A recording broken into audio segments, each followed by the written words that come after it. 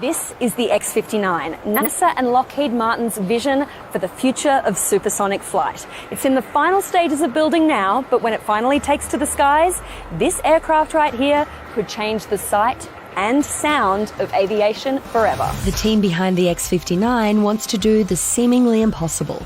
Fly an aircraft that breaks the sound barrier without creating an explosive sonic boom for everyone on the ground below. A supersonic plane so sleek, so cutting edge, that when it flies, the sonic boom becomes a sonic thump.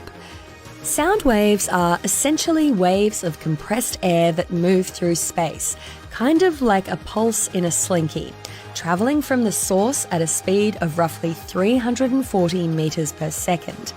But when a supersonic jet flies faster than the speed of sound, what's known as breaking the sound barrier, it's moving faster than the compressed air can move out of the way.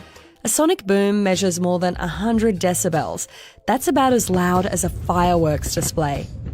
And if a supersonic plane was flying over the United States, that noise would be heard by everyone underneath the path of the aircraft.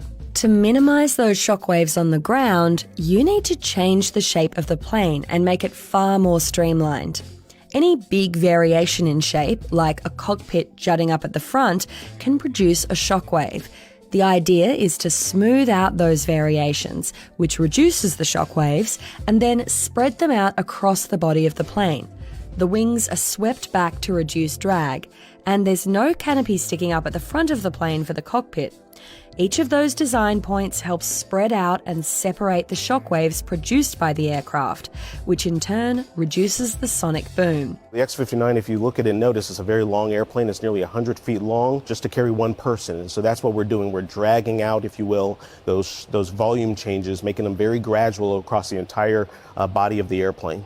As the company contracted with building the X-59 for NASA, Lockheed Martin was tasked with designing, building and iterating this new low-boom supersonic aircraft.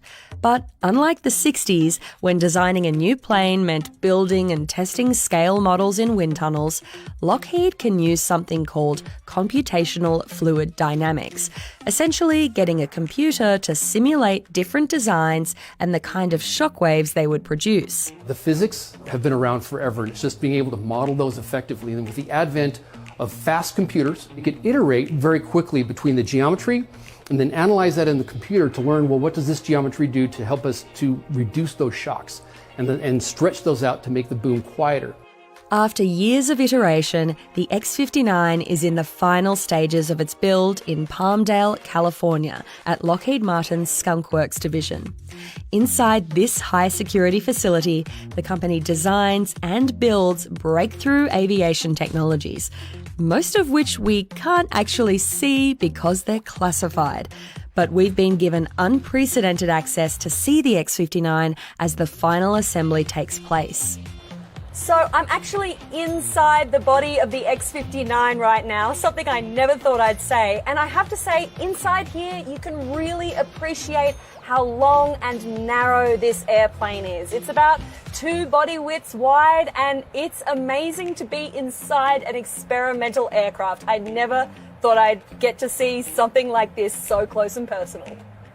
Just like birds are just perfectly designed, this airplane is being perfectly designed to fly supersonic as quiet as it can. And so these are not things that basically, a computer or man would say, this is what it should be. This is what Mother Nature is saying, no, this is what I want. So what you can see behind me, you might think of an airplane wing as being fairly straight and flat, but if you look down here, you can see it kind of looks like a bird. It's a gull wing design, and that is designed to make the air flow smoothly over the aircraft, once again, so we don't hear those shockwaves that become the sonic boom. While the outer shape of this aircraft is cutting edge, the actual body is made up of parts that are already used in other planes. Landing gear from an F-16, a cockpit and ejector seat from a T-38 jet. But there is one new feature on the inside that sets the X-59 apart. Because Lockheed wanted to minimise big changes in air pressure, it had to do away with the large cockpit windows sticking up at the front of the plane.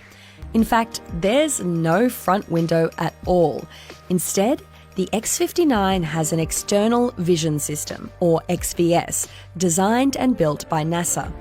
The XVS uses 2 cameras above and below the aircraft to create a real-time view of the front of the plane shown on an HD screen. Sensors across the aircraft also feed in data, meaning the screen doubles as a heads-up display for the pilot. For NASA test pilot Nils Larsen, that high-tech display brings advantages over a traditional cockpit window.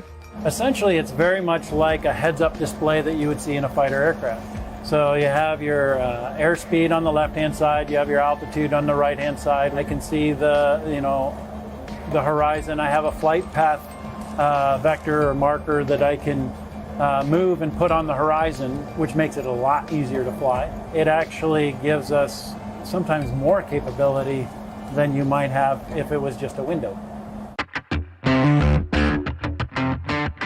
Back at Lockheed, the team is in the final stages of the build, which involves installing electrical systems, connecting the tail and that incredibly long nose to the main body of the plane, and getting the aircraft ready to fly. But assembling the aircraft is only half the story. Once the X-59 is built, it needs to go through 3 phases of testing. After Lockheed runs its initial test flights in Phase 1 to make sure the plane can actually fly, it'll hand over the keys to NASA for Phase 2, acoustic testing, and that's where things get really cool. NASA will send up an F-15 jet to fly around the X-59 and measure the shockwaves produced in the air. The idea is to make sure they're behaving as expected. Then it's going to photograph the X-59 mid-flight and capture what's known as a Schlieren image, showing the actual shockwaves around the plane. Photographing a plane going faster than the speed of sound? That takes skill. The X-59 airplane has to eclipse the sun, if you will, because we use the sun as a backdrop for our Schlieren photography, and all of that has to happen perfectly. It's like threading a needle to get that gorgeous image. Then NASA needs to measure the sonic thump at ground level. But because the plane is travelling so fast, that sound could be spread across an area up to 50 nautical miles wide. So, NASA is setting up an array of microphones with 70 sensors spread across 30 nautical miles. That way, they'll be able to measure the volume of the sonic thump from the plane flying 60,000 feet overhead. After all that acoustic testing comes Phase 3, when NASA will fly the X-59 above a handful of communities, both in busy cities and quiet rural areas, to see how people actually respond to the noise. NASA is going to present all this data to regulators with the goal of lifting the 1973 ban on commercial supersonic flight. After all, back in the 70s, noise was the problem. But if NASA can prove that supersonic planes can fly without the boom, then speed shouldn't matter. This could open the door to a whole new generation of supersonic flight, and there are plenty of companies waiting in the wings ready to take advantage. Companies like Exosonic, which has won a contract with the US Air Force to develop a low-boom supersonic executive transport. Imagine a future where Air Force One could go supersonic. And then there's Boom Supersonic, which has partnered with United Airlines and is working towards transatlantic and trans-Pacific flights by 2029.